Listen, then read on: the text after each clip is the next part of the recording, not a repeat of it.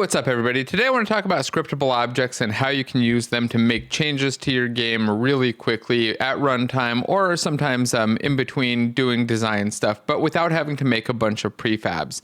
In my game, I've got a system where you can put in a ton of characters, and I wanted to make it really easy to put in characters as fast as possible. So what I've done is create a character class scriptable object. The scriptable object has a bunch of info like the stats that my character would have and the model and icon and abilities. I'm going to show you in this video how I can add in a new character with a new model really fast and add some of those stats and abilities. For the character, I want to use this new Spikarian that Protofactor made.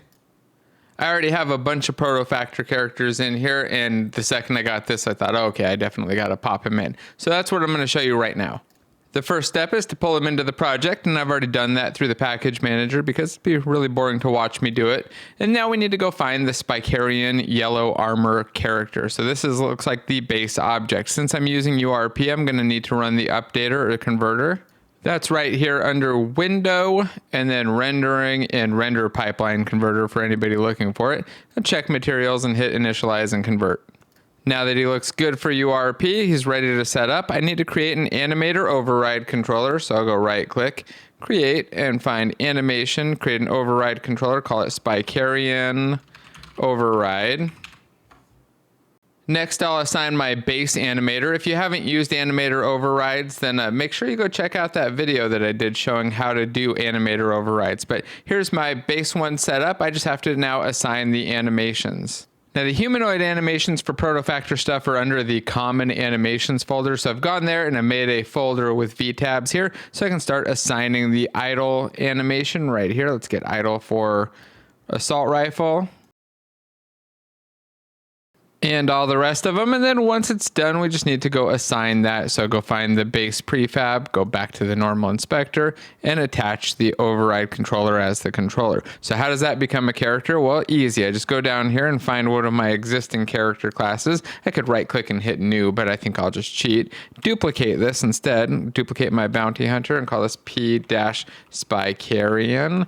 And the P is for Protofactor, just so I can keep my things kind of organized. Now all this is a character class scriptable object. So again, I could have hit right click, create, and gone to game and then found this scriptable object, but I already have them set up. So let's just use this. I need to find my Spikarian prefab. So I'll go to my search list here and then look for Spikarian. I think it was called yellow or something like that. Let's click over here in assets again. I am not seeing him. So what I'll do instead is just click over to the project view and then go find that Spikarian again one more time. So let's lock. Oh, I've actually got him.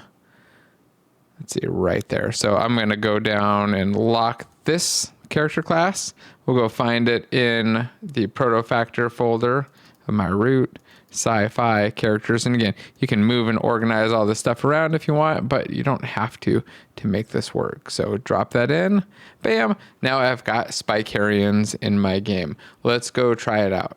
All right, so when we start playing, there should be mummies still spawning. Looks like that's the case. And then if I want to change it over to now spawn Spikarians, I go to find my spawner here and just change out the scriptable object that it references and have it go spawn Spikarians. So right after this last mummy drops, and by the way, I should now have the ability to switch into mummy mode. Looks like I do.